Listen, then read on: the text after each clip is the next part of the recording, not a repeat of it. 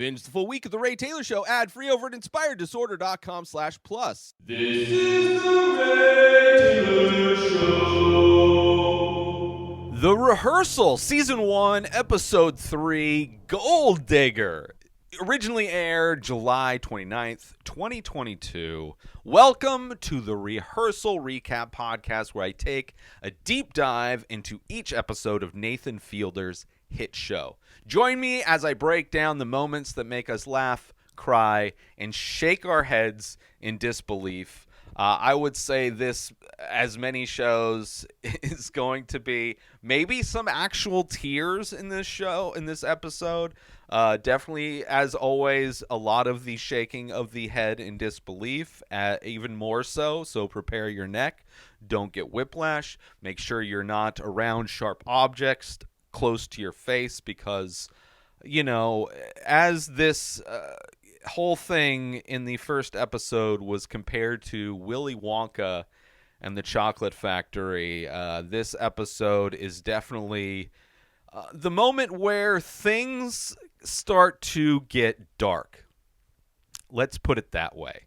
Nathan in this episode is co-parenting now with Angela. As we last left the last episode, he proposed the idea that he thinks he can get something out of this simulation, so he proposes that he join her in co-parenting this kid, which is going from just Angela's simulation, aka rehearsal, to now being also Nathan's rehearsal in a lot of ways.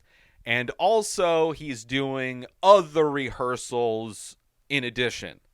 So there are basically 3 rehearsals going on simultaneously, 2 of which him and Angela are people he's trying to do 2 simulations for 2 different people who are clearly in it for different reasons and coming from very different realities in many ways. This episode is Patrick we're introduced to. That is the 3rd rehearsal that is going on outside of this house with him and Angela. So Patrick is trying to get his grandfather's inheritance from his brother, who there's a clause in the will of his grandpa that Patrick can only get the money as long as he is not with a gold digger. So it is Patrick practicing and rehearsing to ask his brother and convince his brother that his current girlfriend, maybe their I don't know, that she's not a gold digger, right?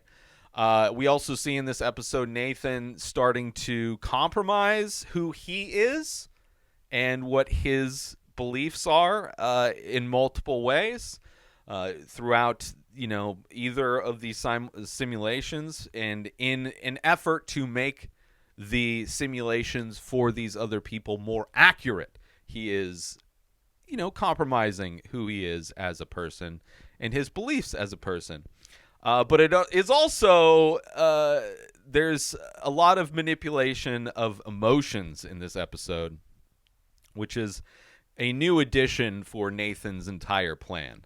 And is an aspect of this episode where you see Nathan really, in the first episode, there was manipulation in trying to give Core the answers to the trivia quiz without him knowing, right? There was that level of manipulation where there's people that are assumed to be by the subject, by Core, assumed to be real people, when in fact are actors, right? That extra layer of this story where Nathan is not telling the main person that he is being manipulated by actors when he is not aware of it, right? So this is a completely new layer to Nathan's manipulation, which is way different.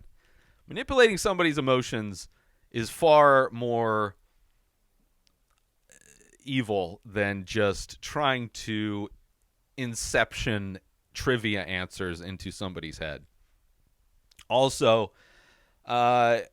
Nathan still striving in many ways to make these simulations as perfect as possible, right?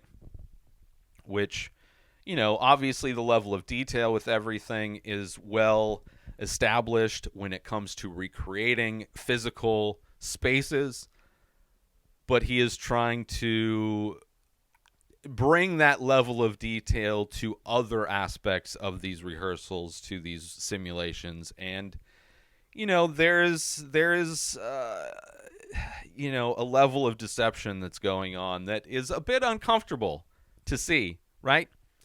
As last episode, it felt like Nathan was the only sane person surrounded by people who exist in other realities.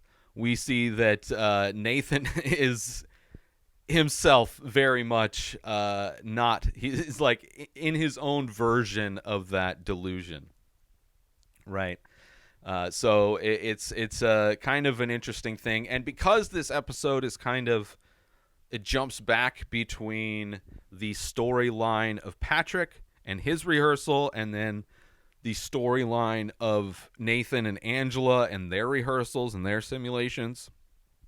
Instead of bouncing back and forth as I go into this episode, I'm going to go through the events of Patrick's part of this episode, and then I'll talk about what happened with Nathan and Angela on their parts, because instead of going back and forth, everything is enough. There's enough confusion going on with like levels of reality, who's actors, who's not actors, who's being manipulated, and am I manipulating you as you're watching this?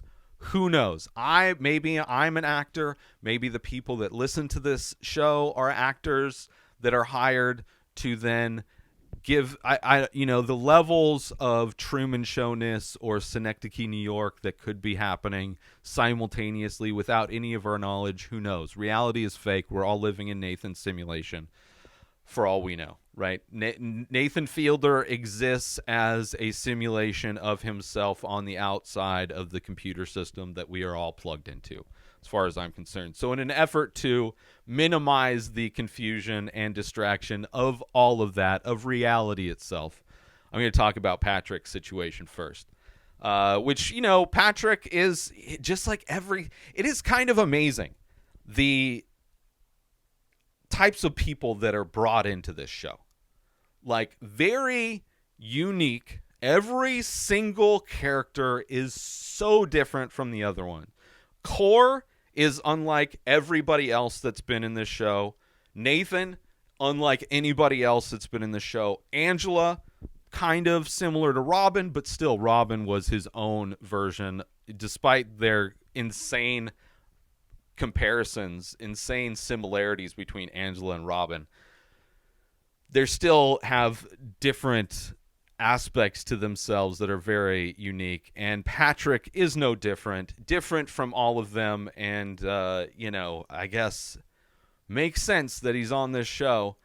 So we find out that we find out about Patrick after the show has we've seen Nathan and Angela kind of doing their thing, and then that's the reveal that he still intends to do rehearsals for other people, that he's got a waiting list of people that he wants to do rehearsals for. So he is doing the work-life balance of it's him going to quote-unquote work, where he is helping out Patrick and his rehearsal, and then going quote-unquote home to Angela, where he is going from director of simulation to participant in simulation, a co-participant in simulation in a lot of ways, at quote-unquote home, right? Definitely with so much going on and so many different definitions of reality, it is the beginning of the just kind of delusion that Nathan is spiraling into in some ways. But we finally find out he's doing these rehearsals still. We find out Patrick balancing all that work-life stuff out. We find out Patrick can't get his grandfather's money because he's dating a quote-unquote gold digger, potentially. The setting for this confrontation is going to be a Raising Cane's chicken finger restaurant. from Colorado. There's like a Colorado flag in the restaurant, which I never went when I lived in Denver. Never went to a Raising Cane's, but so I imagine that's where this guy's from, and that's where he's going to talk to his brother, who I guess his grandpa used to take them to Raising Cane's as they were younger. So it's kind of a sentimental place for him to try and convince his brother to give him the money. You have an actor playing his brother. And in their training, in his rehearsing, he's using anti-Semitic terms that obviously Nathan jumps in, tries to confront him about that, as Nathan is Jewish himself. And he's like, I don't feel comfortable with you using those terms, comparing your girlfriend to, because of her penny pinching ways, because of her frugalness with money. That his attempt was to tell his brother that she's not a gold digger, she's actually the opposite. She's very frugal with money, and then compared her to being, the stereotype of the Jewish people. So Nathan confronts him, and this is one of the ways in which Nathan is kind of compromising who he is. He's like, well, I guess I'll allow you, since this is the vernacular at which you and your brother talk. You use anti-Semitic terms, use these racist terms as a way to communicate. I guess I will, in an effort to make sure this simulation is as authentic as possible, I will allow this racist speech, right? So first, one of the moments in which Nathan is starting to compromise who he is, and compromise just, his standards, in an effort to make the simulation more perfect, more authentic. And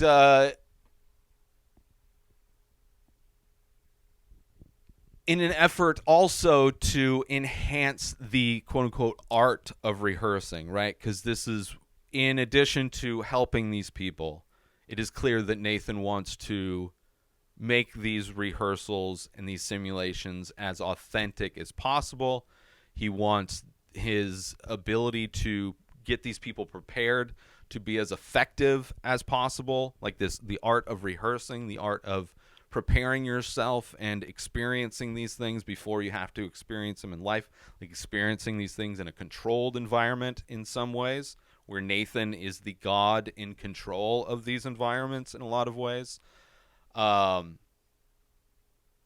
He wants to delve into emotions more, where in the episode with Core, and we're also seeing that Patrick is not following the flow charts at all, which, anything out of Nathan's control is something he doesn't do well with. He doesn't like anything that is out of his control.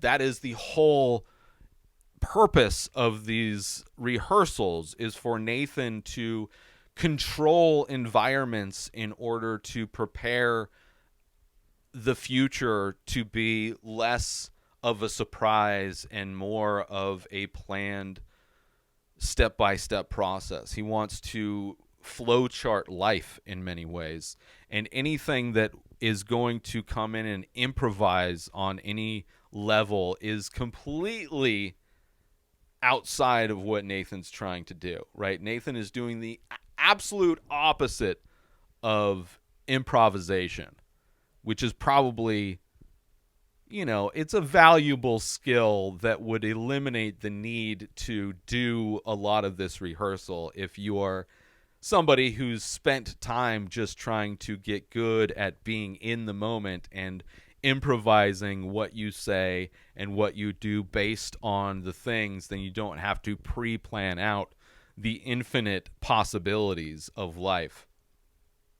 Patrick throwing a bit of a monkey wrench into Nathan's plan. But feelings is the new variable that Nathan wants to attempt to manipulate. And he noticed it in Core's rehearsal. It was the one moment in Core's process of coming clean to his friend where there was the long pause, the long dramatic pause where he was just the starting point. That very first step in confessing was a hurdle that Core wasn't prepared for, and was the difficult thing for him in that moment to take that first step.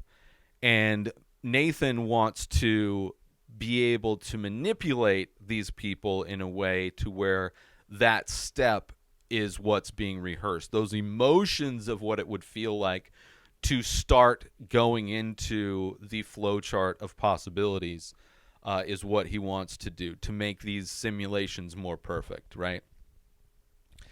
And he needs to prepare Patrick for these feelings of what he's going to feel and the emotions. I mean, what he's going to face talking to his brother about his grandfather's inheritance, right? Knowing what those emotions are going to be in that moment. You know, because anytime you're dealing with family, you're talking about somebody you were close with, he was close with his grandfather, and, you know, those emotions are necessary. And it's a similar thing comparing these rehearsals to acting, you know, having that you know, the method approach where you are embodying the thing to access those emotions, or using your past in order to access those emotions to provide a more authentic performance. That is kind of what Nathan is trying to engineer and manipulate these people into doing, instead of what an actor would do, which would be to do it on their own, of their own volition. Nathan's trying to force them into tapping into those emotions, which is a very, you know, intentionally triggering people into negative emotions is a very slippery slope, and something that it's an issue I have with Nathan in this episode. So in an effort to do that, Nathan sets up this other layer in the same way that he sets up this other layer of deception with Core, where he had actors out about town as Core and Nathan would have their walks, and these people who were supposedly real people were all actors trying to inception the trivia answers into Core's brain. Nathan sets up a similar way, but instead of to manipulate in giving answers, he's trying to manipulate to trigger these emotions. So he has the actor who's playing Patrick's brother as himself after their rehearsal to come to him as a quote-unquote real person and ask him to come over and help him. He needs to help his grandfather do some things in his barn, to move some stuff in his barn, right? He needs an extra pair of hands. So we asked Patrick to, as a human being, not as an actor, to help him. Meanwhile, the person who is the quote-unquote grandfather is an actor.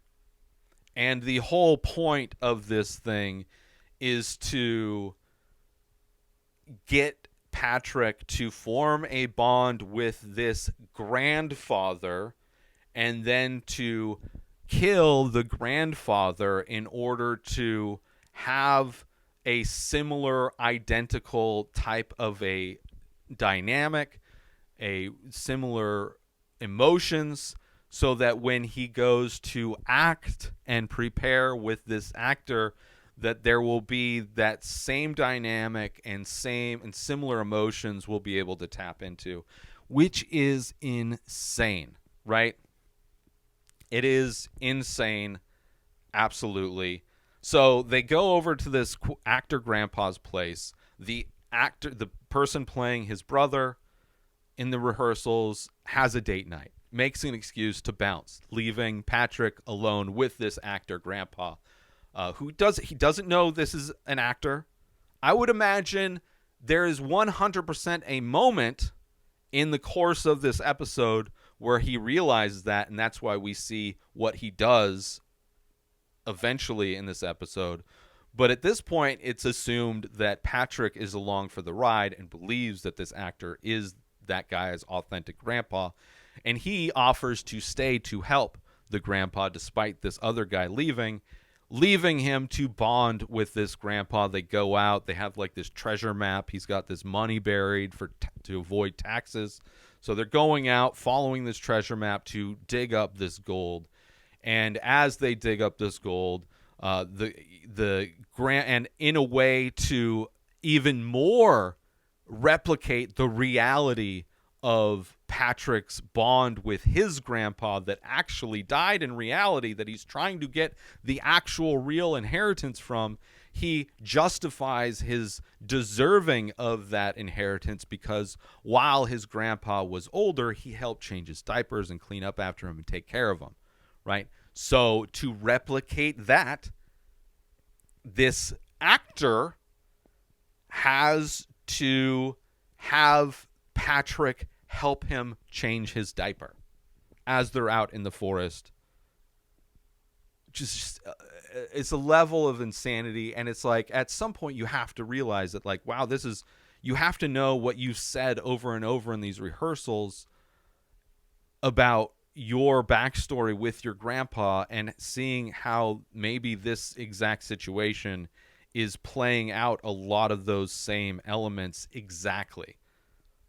But he helps him change the diaper. The actor's like, oh, you've helped me more than my kids ever have. You know what? Since you did this, I'm going to go get this appraised, and I'm going to give you some of this, right? Because you helped me get this out, and they didn't. I want to give you some of this, right?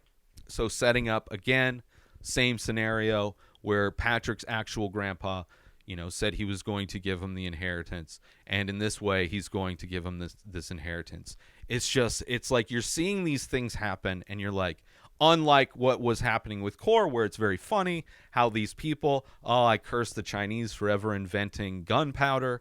Funny, whatever. Oh, the door code is the same year as the bombing of Normandy or whatever the thing was. Completely different context, completely different level of manipulation.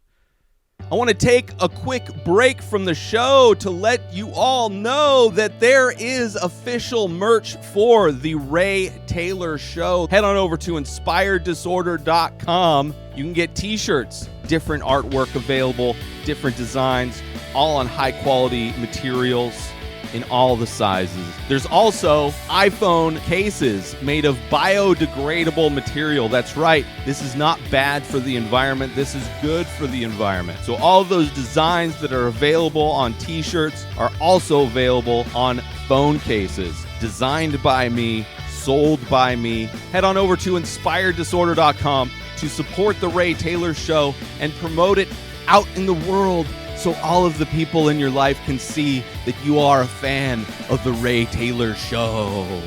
Now, let's get back to that very show right now. They set all that stuff up, right? And this is definitely that moment where Core's comparison of Nathan to being Willy Wonka, this dream maker, and how that movie takes a dark turn. That movie, we start seeing these kids, these people who are going to the dream maker's factory, getting chewed up and spit out by the process, right? And we're seeing Patrick being that first victim, where Core kind of victim if Nathan had actually confronted him and told him that he helped him cheat, would have been the minor kind of slight, again, still involving the same level of manipulation in a lot of ways that Nathan is doing with Patrick, but on a completely different level.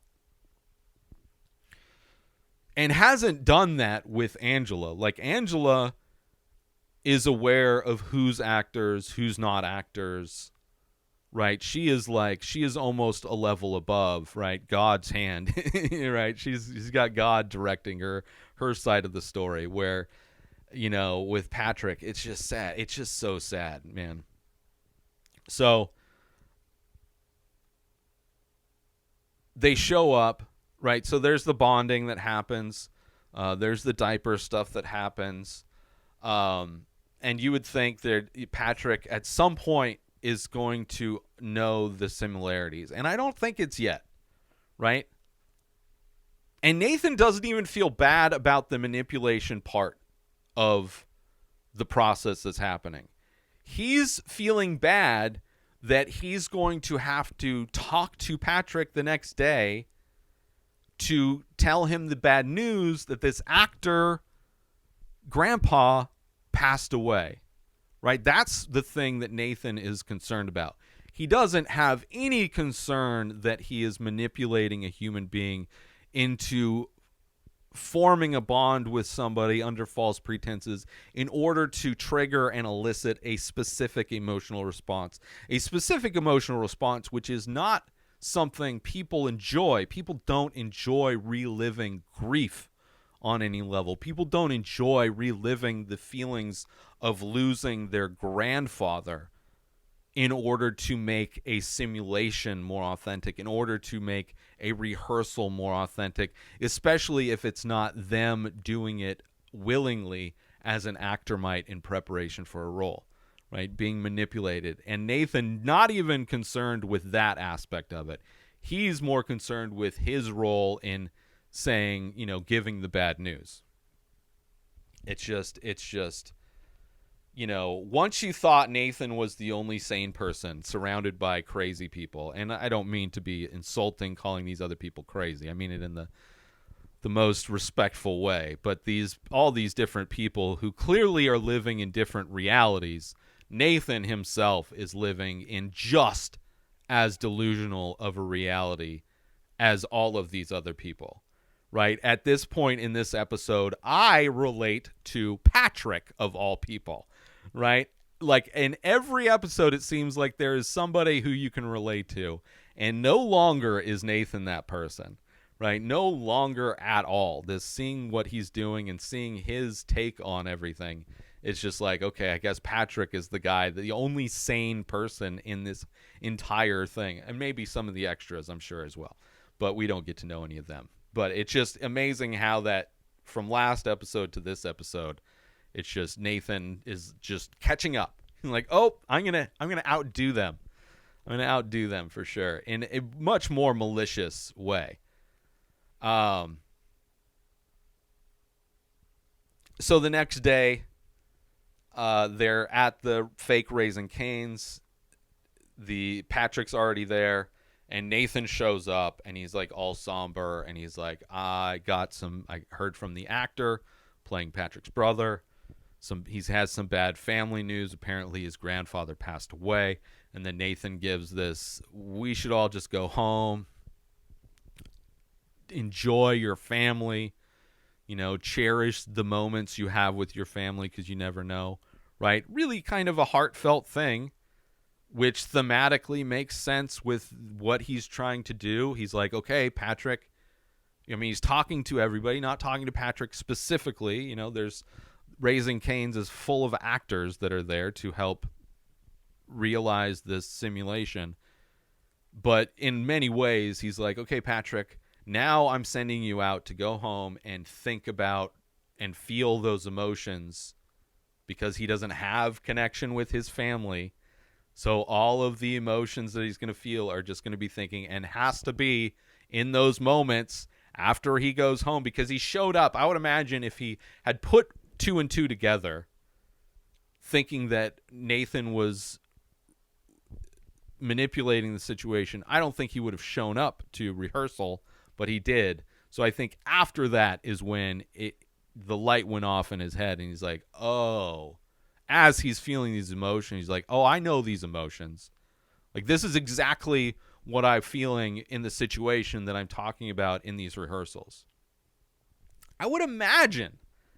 But even still, maybe not, because they do show up the next day, right? The actor shows up, Patrick shows up, and they're sitting down. Like, Patrick at no time is going like, listen, this is really weird that this situation is exactly the situation, especially once they start to rehearse or, just kind of start talking. And before they're rehearsing, right, the rehearsal hasn't started yet, but these two, Patrick is sitting down with the actor, communicating with the actor as the actor, not as his brother. And they're going through the same things of like, so I went to my grandpa, the hospital, and he mentioned that he said that he was going to give you some of his gold for helping him out. Patrick's like, yeah, he was a cool dude. I enjoyed helping him out, all this stuff. And the actor's like, well, in doing these rehearsals, I've heard about your girlfriend, and I agree with your brother that she is a gold digger. So almost verbatim going through that exact same argument, except for this guy is an actor and not his brother, and bringing up the exact same thing. And then Nathan pulls, like, you see them kind of going back and forth. Nathan pulls Patrick aside. He's like, listen, you got to deal with this personal stuff outside of the rehearsal. Like, we're here to rehearse, even though, you know, all the manipulation. And then when they sit down to quote unquote rehearse, you see Patrick getting emotional, still not following the script, right? Not going through the flow chart, but emotional. His voice is cracking. He's tearing up. He's like crying. Like he is reliving the emotions of losing his grandfather. He's reliving all of the actual, like Nathan succeeded, right? Nathan, in an attempt to add the extra layer of reality to these simulations in order to manipulate and get these people to feel the emotions necessary to practice under those conditions, Nathan successful. Was it worth it? Don't think so. You know, especially in the way it was done, how manipulated. You feel so bad for Patrick as he's talking to this guy, rehearsing, but saying the same things he would be saying to the actor to convince him that his girlfriend isn't. And being sincere in like, listen, I don't want to live every day like it's the day I found out my grandpa died, right? I want to put that past me. And you giving me the inheritance will allow me, like it is so heartfelt and a great explanation for why he should get the inheritance, a great explanation for why he should get the gold, right? It is perfect. It is a great performance from Patrick, right? Nathan Fielder accurately and successfully manipulated Patrick into giving the performance of his lifetime, and Patrick didn't even know it, right? He succeeded amazingly in the most tragic way.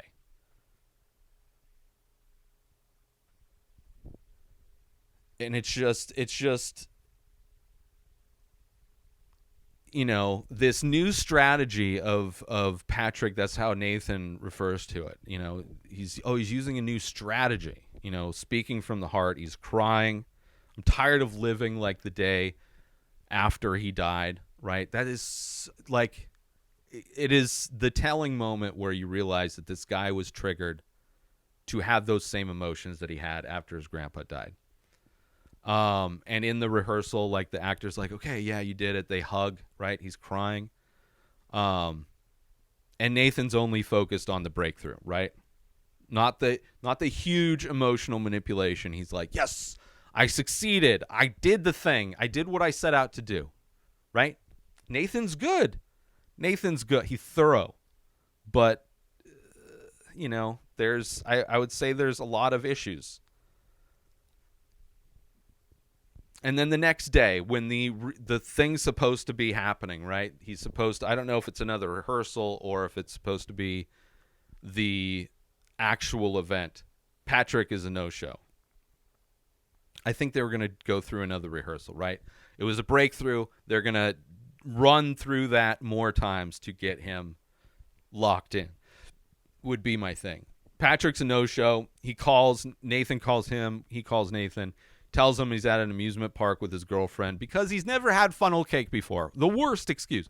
Clearly now, after that, Patrick knew. Probably went back to his girlfriend crying, and she's like, what happened? And he explained everything. He's like, they manipulated the fuck out of you, Patrick. Right? Had to be. Because of course you would never show up. He's like, I am fucking done with this situation, right? And the horrible excuse of I've never had funnel cake, and that's why I went to an amusement park. It's just like horribly, like he's not like, you see, the only way he's able to deliver a good performance is when Nathan manipulates him, because when his own devices, clearly, he's not very convincing. But he invites Nathan to the amusement park, which Nathan goes. And Patrick, he can't find Patrick, and never hears from him again. So I kind of feel horrible for Patrick. Obviously, makes sense that he disappeared. Like the kids who went to Willy Wonka's factory, they just started disappearing. They started getting chewed up and spit out by this factory, and in many ways, that's what happened with Patrick.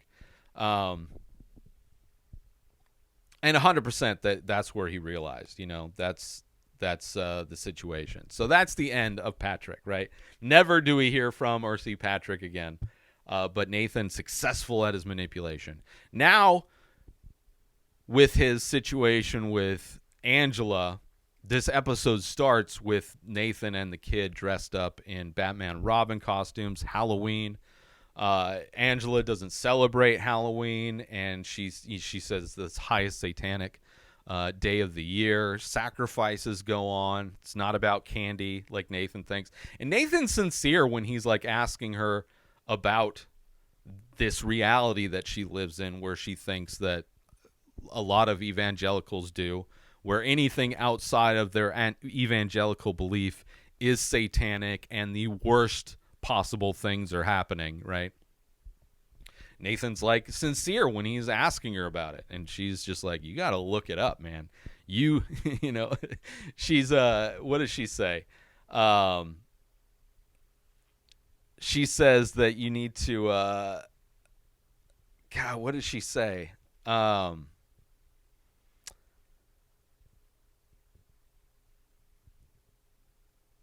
don't know.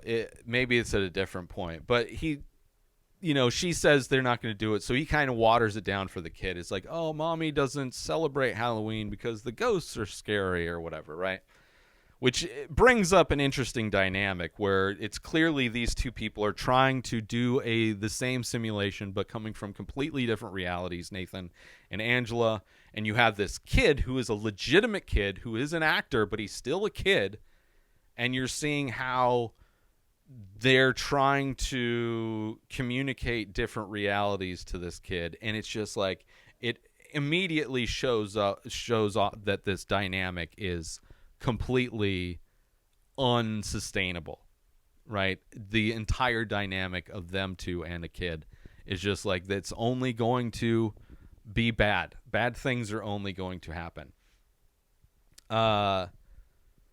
And it's just kind of sad that she, in a lot of ways, represents a large portion of our society that think that everything. I was called a Satan worshiper on social media the other day because on one of my analytics for the show had the number 666 and 420, and so I posted on social media and had flames and lean into if it was a number that represented Voldemort from Harry Potter, I would have been like, oh, that's fun, let's do a Voldemort themed post. And so I did a Satan themed post to enjoy the 666 aspect of it. Somebody saw that and was like, oh, this guy is a Satan worshiper. It's like, all right.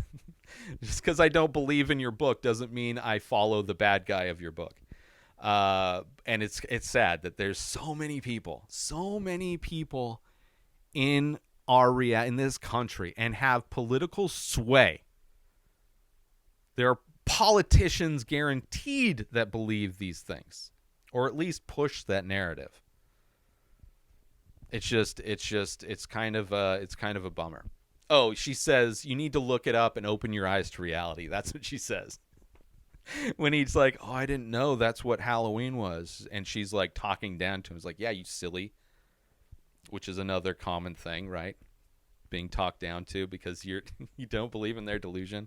Let's take a little break from the show to promote the benefits of Inspired Disorder Plus. So you go inspireddisorder.com/plus. Sign up, $5 a month. You get to binge the full week of the Ray Taylor Show ad-free. You get to watch all of the live painting videos I do. You get a special members-only discount and deals for all of the artwork and merch that I sell. You also get the complete podcast back catalog of every podcast I've ever produced, hundreds of episodes, countless different podcasts. You also get access to my personal blog. A new blog comes out every week. In addition to that, you get my creative writing that I'm releasing. You also get access to asking me anything. 14 years of experience podcasting. I've been creating art my entire life. I've been using Photoshop since middle school, and you can contact me to ask me questions about that or anything else. So those are the benefits for signing up for Inspired Disorder Plus. And now let's get back to the show.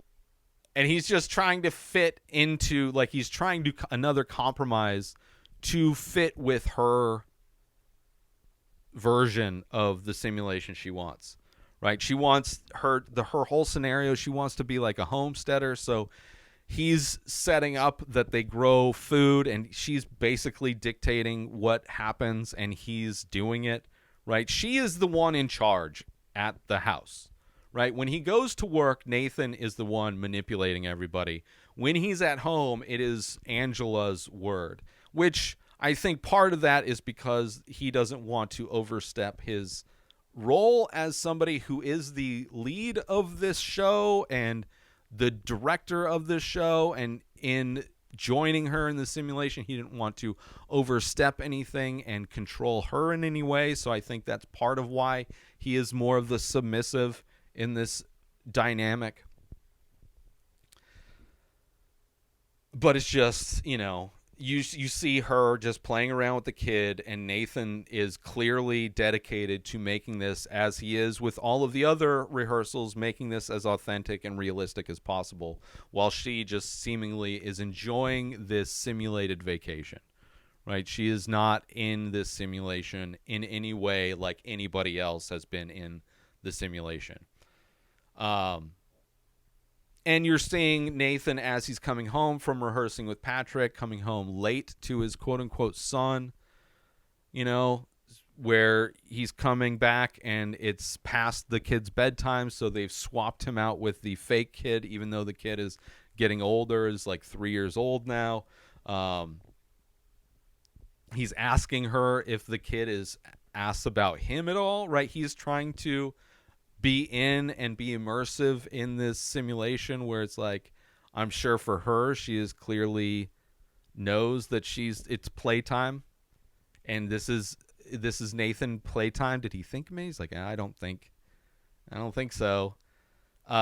You see their morning routines where Nathan's like working out and everything. You're seeing her kind of going through doing her, like, she has supposedly in this simulation to justify how she makes money to live this lifestyle, that she has an Etsy store where she sells handmade skin cream. So you see her kind of, doing some product testing, trying to figure out how to make the skin cream or whatever. And you're seeing the kids being swapped out still in the morning, still going through the window, right, to make it as seamless as possible. And this day he takes Adam to work. So during one of the rehearsals with Patrick, he has the kid there, who the kid's, just watching movies on the laptop or whatever. He decides to get a part-time nanny at the home so that she can, quote unquote, focus on her Etsy business, and so that he, can't take care of this kid, right? Instead of just like, oh, we just won't schedule the kid to come in. Right, but he wants it to be. It's kind of sad to see Nathan trying to make this situation as real as possible, and at every point seeing how little Angela gives a shit. Right, she is at no point in this thing at all. She doesn't care. Yeah, get a nanny, fine. So during the day, I can just hang out, watch TV, and pretend to do this fake business that I don't really have to do. Sure. I'll do that. after after he told Patrick that the guy died and, go home and spend time with your family, he goes home and watches TV with his son Adam, his son, quote unquote son Adam. And on the TV, the characters on the TV are talking about lying, which is interesting, which in many ways, this entire show is just different levels of lying, different levels of manipulation, right? At no point does it seem, aside from the fact that that is in the show, it's edited in the show, I think on one perspective, Nathan knows that this whole thing is about lying. Like the way the show is produced, there is clarity to Nathan understanding at that point of the production of the show of the levels that he's doing, because it's added into the show for a reason.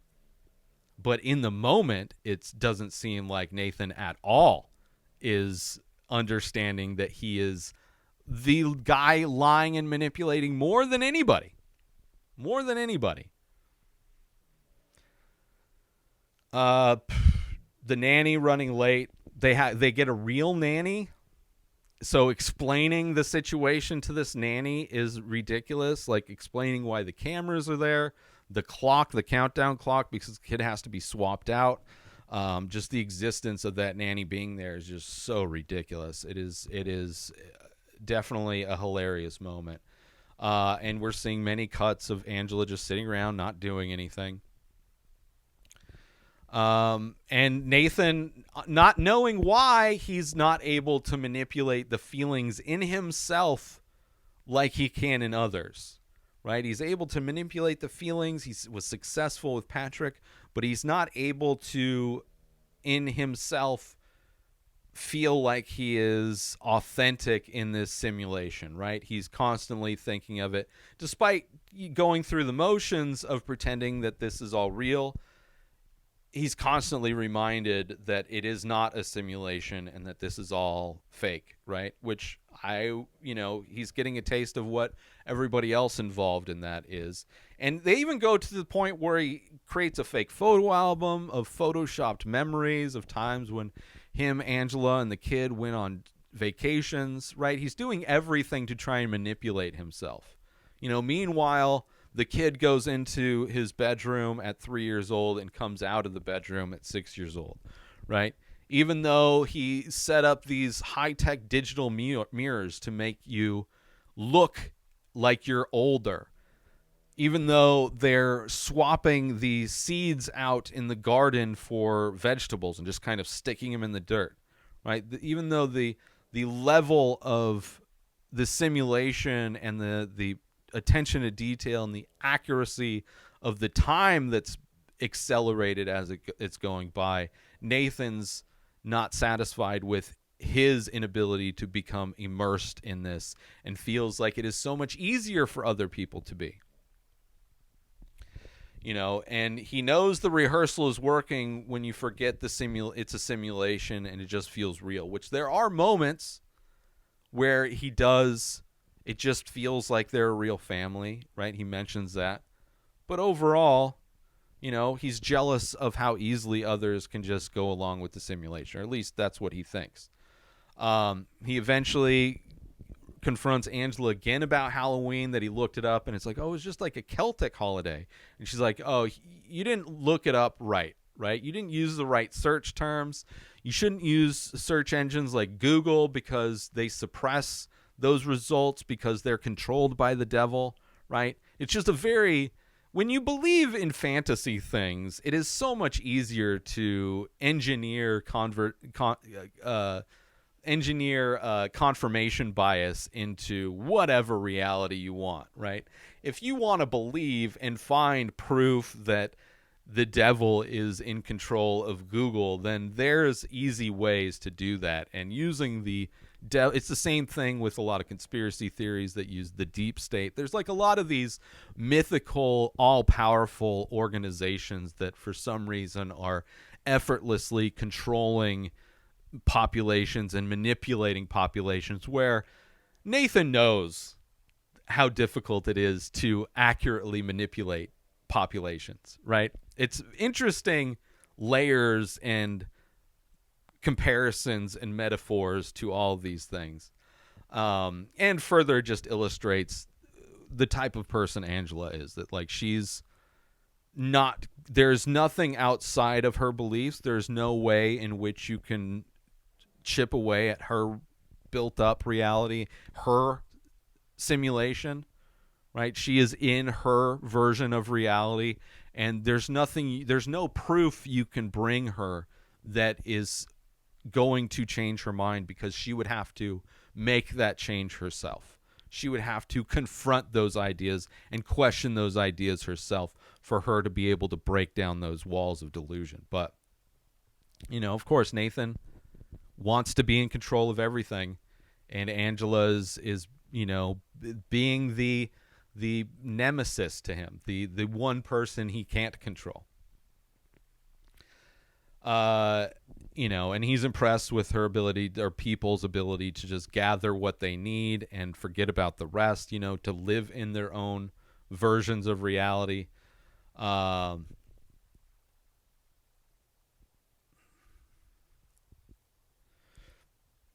And how easily there's so many things you could do to deceive yourself. And when you think everything, there will always be things you forgot. Like there's like, despite how much detail and work goes into Nathan making these simulations as authentic as possible, there's things that just take you out, right? They can shove vegetables into the ground, but it's not the same as actually growing vegetables. He sees the sticker on one of the vegetables that they supposedly grew, and it's like these little details of things that you just can't overlook. These things that, like, for some people can overlook, right? Some people can overlook justifications that would prove their belief structure wrong. And Nathan, in some ways, is jealous of Angela's ability to live in her delusion. And in Nathan trying to create his own delusion, he is constantly taken out by all these little details that he notices, right? And I think that's just a difference in mentality, the difference in people and how they experience life, right? Like there's people that authentically want to understand the world, and there's other people that want to assume the world and not be bothered with the complexities, right? It's way easier to live in a man-made simulation than it is to live in the vast plethora of existences that exist in actual reality, the actual complexity of life. And even a small sticker is something that will just put cracks in the matrix, right? Takes them right out. Just the smallest thing that can remind you that it's all a lie. So this episode, we see Nathan becoming a bad person as he attempts to rehearse, to make these rehearsals more immersive. We see Nathan getting into manipulating emotions now instead of just inceptioning answers, literally triggering the feelings of loss of a loved one, blurring the reality for people in a way that's, I would imagine would make you feel crazy, right? At some point, whenever Patrick had the realization that he was being manipulated, it's like you have to be like, well, what is real?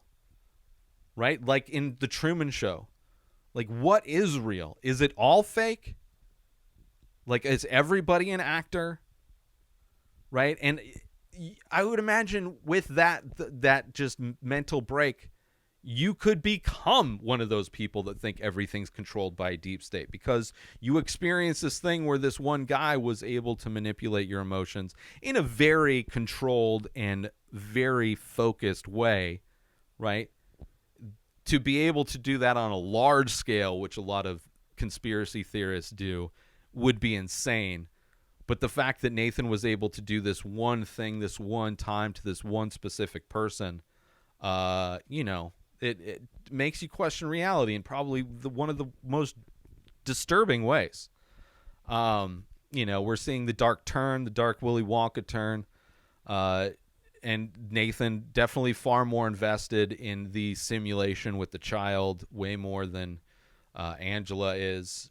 She's clearly checked out. And controlling Nathan to kind of customize her personal vacation. It's more of a vacation rehearsal for her. And it's just seeing the parallels between the evangelical beliefs and delusion with Nathan's delusion, right? Trying to live in a constructed reality that doesn't apply to real world logic, you know? And his jealousy of that. Like, in so many ways, he's jealous of Angela's ability to live and believe the things that she does.